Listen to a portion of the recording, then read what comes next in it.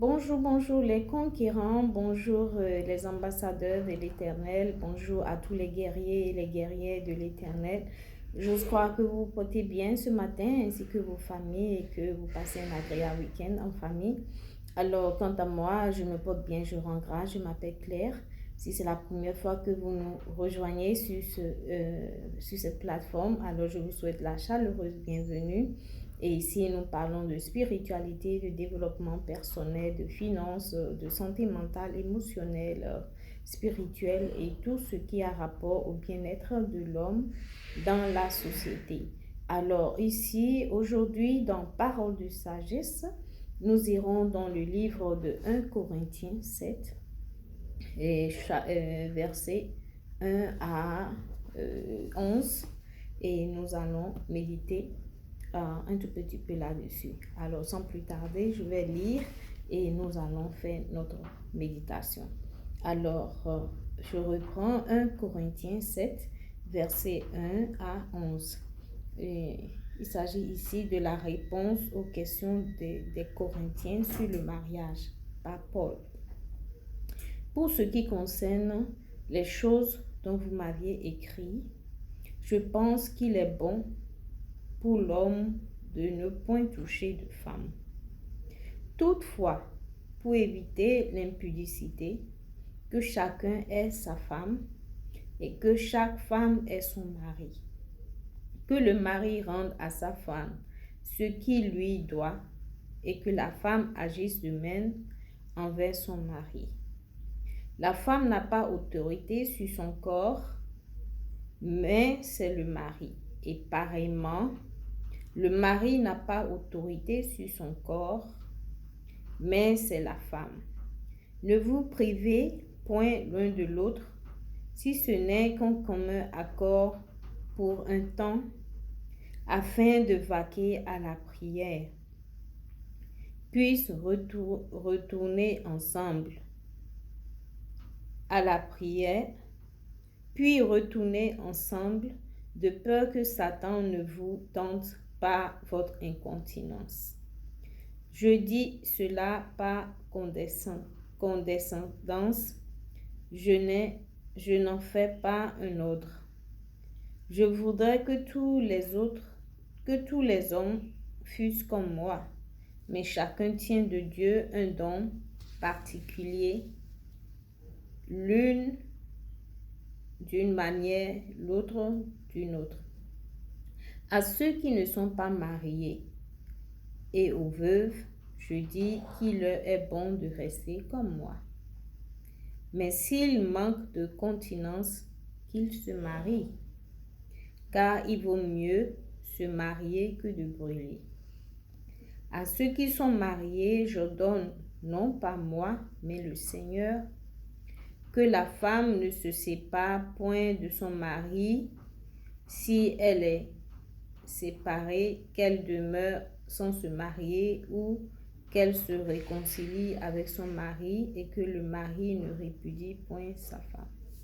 Alors je vais m'arrêter là, il y a toute une suite qui parle du mariage. Je vous exhorte à aller lire et à vous ressourcer. Alors aujourd'hui, nous allons parler un peu des relations intimes dans le mariage, de comment Dieu a élaboré le mariage divin. D'abord, je tiens à préciser que le mariage est entre un homme et une femme. C'est ce que Dieu a instauré. Donc, j'aimerais mettre de côté ici toute définition de mariage qui inclut les mêmes sexes, c'est-à-dire deux hommes ou deux femmes ou des transgenders, tout ça. Dieu, cela n'a pas été instauré par notre Père Céleste, donc ce n'est pas inclus dans ce cadre-là. Donc, c'est important ici de savoir que dans un ménage, chacun des conjoints a son rôle. L'homme est la tête, il est le leader. La femme est l'aide de l'homme. Elle est là pour l'accompagner dans sa vision, dans sa mission, de se soumettre à sa mission et le respecter, mais l'homme aussi doit aimer sa femme, doit la traiter avec respect, avec douceur, avec amour, pour mériter ce respect et cette soumission volontaire de la femme. Donc, c'est des conditions sine qua non qui sont interconnectées. La soumission de la femme dépend de la manière dont son mari la traite, dépend de la manière dont son mari la protège, son mari prend soin d'elle et son mari lui accorde de l'attention, de l'amour et tout ce qui va avec dans une relation intime.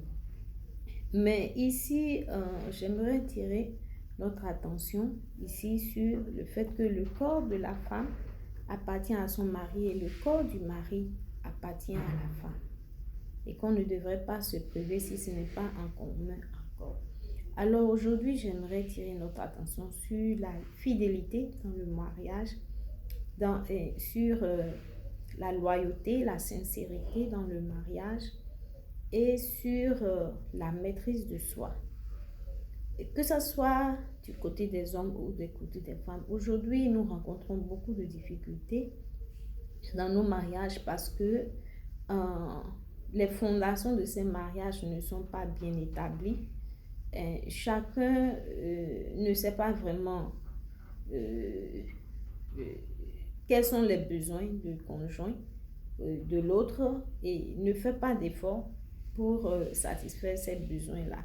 Il y a certainement des exceptions, mais pour la majorité, nous assistons à un grand taux de divorce, même au niveau des chrétiens. Alors, le problème se situe à quel niveau? Il faut que chacun de nous prenions nos responsabilités et que nous essayons d'être beaucoup plus authentiques. Nous portons tous des masques, qu'il est temps de déposer ces masques et de s'asseoir et d'être concret, d'être véridique et de se dire la vérité. Ça ne sert à rien de se marier, de rester dans un couple où aussi bien l'homme trompe et aussi bien la femme trompe et il souille le lieu conjugal. Alors, ces attitudes que nous avons, des hommes qui trichent, qui sont mariés mais qui ont 2, 3, 4 chisas au dehors, avec qui ils ont des interactions intimes et non protégées. Vous mettez vos familles en risque. Vous n'êtes pas loyaux, vous n'êtes pas fidèles et vous exigez à vos épouses qui sont à la maison d'être sincères. Et vous allez colmater des maladies pour venir les contaminer. Ce n'est pas normal. Ce n'est pas du tout responsable d'un homme leader. Un homme est censé protéger sa famille sur tous les plans, que ce soit physique, émotionnellement, sur le plan de la santé et tout. Au moins protégez-vous au dehors, mais vous ne vous protégez pas. Les chisas avec lesquelles vous avez des relations, elles ont plusieurs personnes avec qui elles interagissent. Nous avons un gros problème de santé publique. Et les femmes aussi qui vont chercher ailleurs, elles ramènent des grossesses de d'autres personnes sous le toit conjugal. Et c'est la saga, c'est tout un mélange dans le foyer. Quel genre d'éducation voulons-nous donner à nos enfants, à nos générations futures, si nous ne sommes pas en mesure de nous maîtriser? Nous ne sommes pas en mesure de maîtriser les désirs de la chair, de maîtriser nos pulsions. C'est important, la maîtrise de soi. Ça fait partie des fruits de l'esprit. La semaine passée, nous avons parlé de comment reconnaître un bon enfant de Dieu. Et ça passe par ces fruits-là, par la loyauté, par la maîtrise de soi. C'est très important, aussi bien pour l'homme et que pour la femme. Donc, apprenons à maîtriser nos pulsions. Nous ne sommes pas toujours obligés de céder à la tentation. La maîtrise de soi, ça a beaucoup de bénéfices. Ça vous évite de vous mettre dans des problèmes, dans des situations qui vont vous donner des maux de tête, qui vont vous donner l'insomnie. C'est important de se maîtriser parce que chaque fois que vous vous allongez avec un autre corps, en dehors du mariage, c'est un pacte de sang que vous faites. Vous libérez votre vigueur, vous libérez vos talents, vous libérez votre créativité, vous libérez une partie de vous-même. Vous libérez vos ADN dans le corps de quelqu'un d'autre, dont vous ne connaissez ni d'Adam et d'Ève. Vous jetez la semence divine dans la nature sans porter de fruits. C'est une énergie perdue qui ne sera jamais récupérée. Alors, prenez conscience.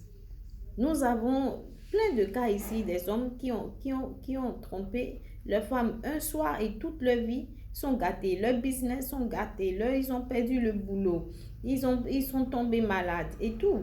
Donc, ne voyez plus loin que le bout de vos nez. Ne voyez pas juste le plaisir de quelques instants là et foutez tout en l'air.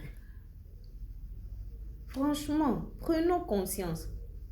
Prenons conscience, aussi bien les hommes que les femmes. Avant, on disait c'est les hommes, mais je me rends compte que c'est partout. C'est aussi bien les femmes que les hommes. Quel est le problème? Pourquoi c'est si difficile pour vous de vous maîtriser? Et là, je pense que ça revient à une question d'éducation. À nous les parents, à nous les mamans, nous sommes en train de faillir à nos devoirs. Les valeurs que nous inculquons à nos enfants ne sont pas du tout bien. Il y a trop de mœurs légères. Nous devons apprendre à nos enfants la maîtrise de soi, la fidélité, la loyauté, la sincérité dans leurs relations. Alors, partons ici dans Corinthiens toujours, Corinthiens 6 qui dit « Mais le corps n'est pas pour l'impudicité, il est pour le Seigneur et le Seigneur pour le corps. » Je vais un peu plus loin dans 1 Corinthiens 6, verset 16 qui dit « Ne savez-vous pas que celui qui s'attache à la prostituée est un seul corps avec elle,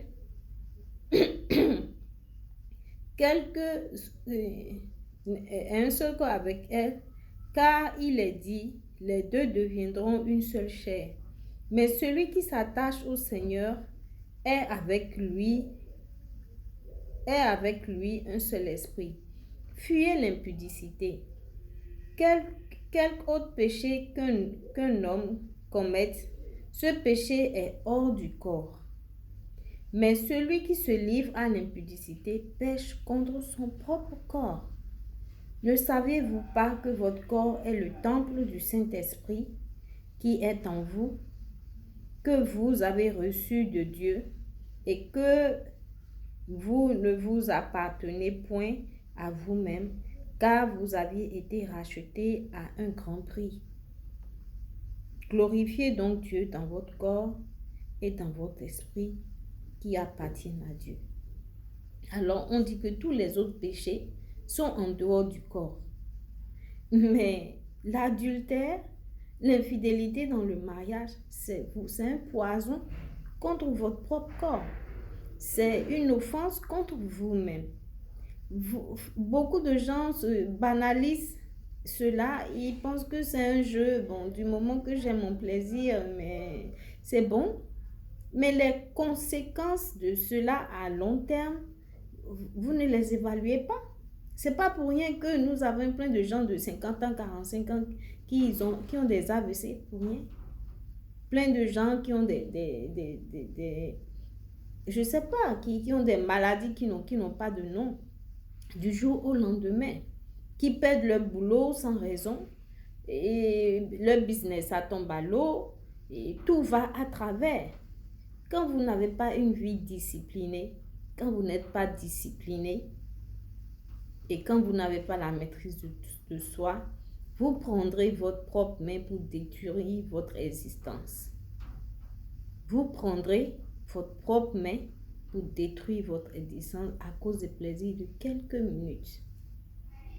Réfléchissez, mettez la balle à terre et prenez conscience.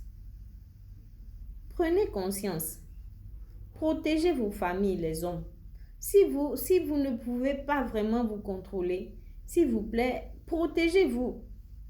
Protégez-vous et arrêtez de contaminer ces femmes qui sont à la maison, qui sont loyaux, qui sont fidèles, mais à cause de votre infidélité, de votre manque de maîtrise de soi, vous allez ramener des maladies sexuellement transmissibles à ces dames-là qui n'ont pas d'autre choix, parce que quand vous venez vers elles et qu'elles vous disent, ben, et parce que tu découches, tu dois porter les préservatifs, vous en faites toute une histoire. Mais vous-même, vous n'êtes pas propre. Vous n'êtes pas propre. Remettez-vous vraiment en cause. C'est un phénomène qui prend de l'ampleur, qui prend beaucoup d'ampleur. Et je veux parler de ces hommes-là qui, je ne sais pas s'il s'est développé en Afrique actuellement, ben, à l'étranger, mais ça coule les rues. Des hommes qui sont mariés, mais qui ont aussi des relations avec des hommes qui sont bisexuels. C'est un crime. Si vous n'arrivez pas à accepter votre sexualité, prenez du recul, allez faire une introspection pour déterminer qui vous êtes. Allez retrouver votre identité. Allez retrouver vos origines. Vous bousillez la vie de ces femmes. Vous les torturez émotionnellement. Vous les torturez émotionnellement. Vous faites des enfants avec une femme, mais tous les soirs, tous les week-ends, vous allez vous allonger avec des hommes comme vous. Où va le monde? Où va-t-on là? Prenons conscience. Prenons conscience. Prenons conscience. Et ces femmes qui ont subi plusieurs déceptions dans leur vie, qui finalement commencent par coucher avec des femmes comme elles. Et on trouve que c'est normal. Et même l'Église l'approuve. Remettons les pendules à l'heure. Remettons-nous en cause. Franchement, il est temps que que nous rentrons dans la parole, que nous lisons ce que la parole nous dit. Et essayons de nous repentir. Essayons de mettre nos vies sur le droit chemin. Avant qu'il ne soit trop tard, je ne cesse de vous le dire. L'heure est grave. L'heure est grave. Mettez les pendules à l'heure avant qu'il ne soit trop tard. Sinon, vous serez surpris. Vous serez très surpris au moment opportun. Nul ne connaît ni le jour ni l'heure. Alors, il est préférable d'être prêt à tout moment. Soyons prêts. Soyons prêts. Remettons-nous en cause. Asseyons-nous, faisons une rétro-inspection de notre vie. Lisons la parole et voyons quels sont les endroits où nous avons besoin de faire des apports et changeons. Et changeons. La maîtrise de soi, je reviens sur ça. La maîtrise de soi, la discipline vous renforce. Chaque fois quand vous vous abstenez de succomber à la tentation, ça booste votre ego, ça booste votre estime de soi, ça booste votre personnalité. Vous êtes fier de vous parce que vous avez résisté à la tentation. Mais vous prenez tout à la légère. Il n'y a pas de petits péchés. Et vous qui mentez pour diviser les familles à cause de vos intérêts personnels, vous aurez le prix de ce que vous faites. Des choses que vous faites dans l'ombre, vous les payerez tôt ou tard. Soyez-en sûrs. C'est une garantie. Soyez-en sûrs, c'est une garantie. Repentez-vous. Franchement, repentons-nous. Si notre génération est si perverse, je me demande qu'adviendrait-il de nos enfants, des générations futures. Nous allons du mal en pire. Il est temps de s'arrêter et de faire le point et de corriger ce qu'on peut corriger. C'est important. Ne voyez pas plus loin que le bout de vos nez. Pensez à 20 ans, 30 ans, 50 ans à partir de là où nous sommes. Si on continue sur cette lancée, mais où est-ce qu'on va finir? On va où? Il est temps de remettre les choses en cause et de faire des changements positifs pour impacter les résultats du futur. Alors franchement, je nous exhorte. Je nous exhorte vraiment, vraiment, je nous exhorte à nous remettre à l'heure, à nous vraiment nous remettre à l'heure. C'est important. C'est important de prendre nos vies au sérieux. C'est très important. Alors, je vais lire un dernier passage ici. Et je vous exhorte franchement à revoir ces passages, à les lire posément, à faire une méditation personnelle et à faire le point à votre niveau et à prendre les décisions qui s'imposent à vos vies. Préparez-vous, apprêtons-nous et soyons prêts. Alors, je vais dans Proverbe 31, verset 3 qui dit ceci. Ne livre pas ta vigueur aux femmes et tes voix à celles qui paident les rois. Alors, ne livrez pas votre force, ne livrez pas votre vigueur, vos talents, votre créativité, votre énergie dans la nature. Soyez productifs. Ne soyez pas que des consommateurs ou des chercheurs de plaisir. Non. Cherchez à plaire à Dieu et non à votre chair. Sur ce, je vous souhaite un bon week-end et je vous exhorte vivement à faire une rétro-inspection personnelle, à faire une méditation personnelle et à prendre les décisions qui s'imposent. Que le Saint-Esprit vous aide dans votre quête de vivre une vie de sainteté, de vivre une vie de pureté, d'avoir une maîtrise de soi, d'être fidèles et loyaux à vos conjoints et de chercher à avoir des cœurs purs. Cherchons la pureté du cœur. Que la paix du Seigneur soit avec vous et on se dit à très bientôt. Agréable week-end à vous en famille et prenez soin de vous. Bye bye et à très bientôt. Bisous, bisous.